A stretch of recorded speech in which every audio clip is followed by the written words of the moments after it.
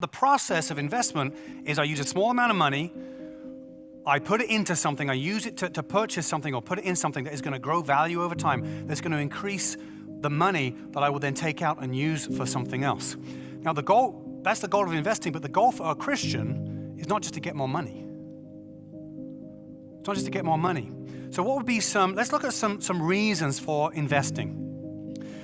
Let's go start off with bad reasons and then we'll get to good reasons. So some bad reasons for investing. Number one, greed. This is a bad reason to invest. The Bible directly tells us if we invest in things or we use our money in ways just because we want more, that's a gross motivation and that will lead us off track, that will lead us into disaster. The second one is envy. Perhaps we see celebrities or wealthy people or just people we know, regular people we know, using money in certain ways, and we look at their life, we look at the choices they're making, and we just want those things. And so if we're motivated to try and grow our money because we're envious, again, terrible reason to invest. The third one is pride. Having greater status, having more money can give us a sense of more power or more prestige or more status. If that's the motivation that we can boast in our investments or boast in our profits, that's a terrible reason to invest. The fourth one is ignorance, to invest out of ignorance. Now, this is dangerous because if we don't quite understand what we're investing in, we might lose our investment entirely. The fifth one is fear.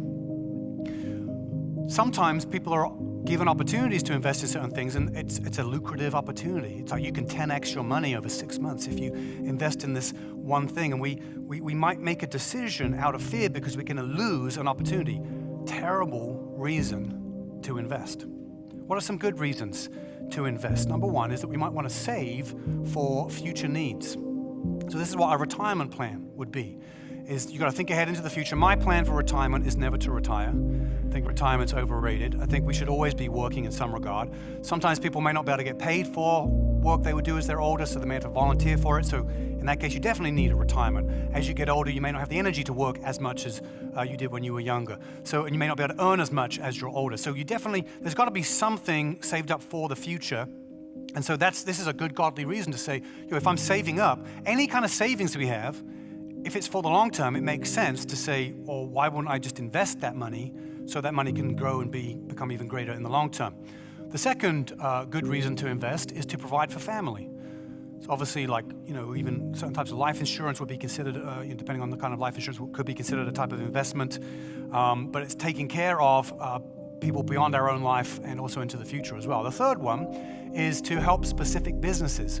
Now think about it like this. Oftentimes we think an investment just helps us. I put my money in, it grows, I get more back.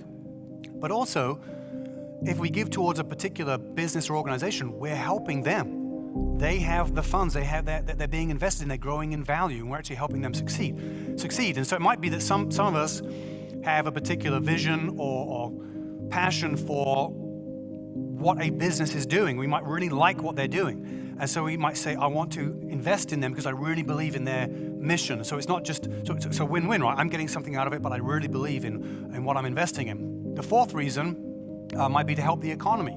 Now this is probably somebody who is quite wealthy.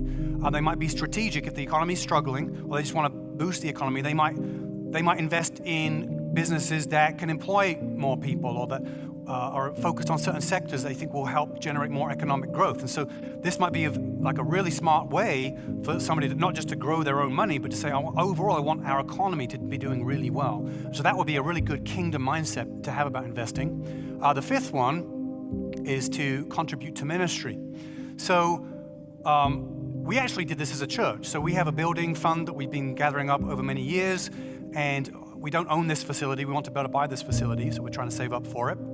And one of the things we did is the money that we actually have in our building fund account, we lent a portion of that to another church to help them buy a building, and then they were paying that back to us at 5% interest rate, which is a great interest rate to get. So we were actually able to grow, we were able to help them get into a building, but also there was Jubilee Church in Atlanta. We helped them get into a building, but then also we actually ended up growing the offering that we'd already received. But there may be ways as well that some people might say, I really believe in this particular ministry cause, and so what I have right now is small.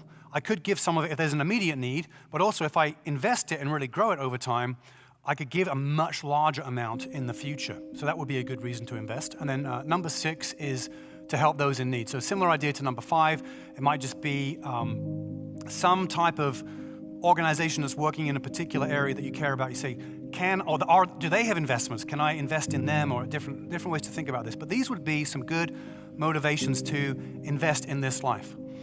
Of course, the greatest investment is in the next life.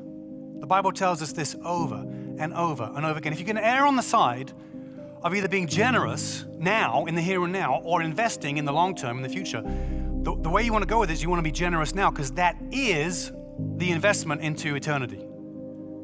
But think about it like this.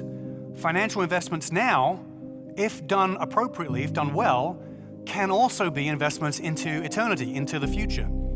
It all comes down to the intent. It all comes down to a plan to say, I'm only going to have this investment for this amount of time. If there's not a time frame to it, then essentially we're actually lacking generosity, because we're stockpiling away money for some future investment that who knows when it's going to mature or when it's going to come about. And we're avoiding real needs in the here and now. So financial investing now can become a future kingdom thing if it's limited in its time period, but also it's for a specific cause. We know what we're using it for. Otherwise, you might be tempted, because the more money you have, the more temptation you have to hold on to it for yourself. That's the danger, that's the temptation. Financial investing should never cause us to be less generous. In fact, as our money grows, we should become more generous. When you like and subscribe, this video reaches more people.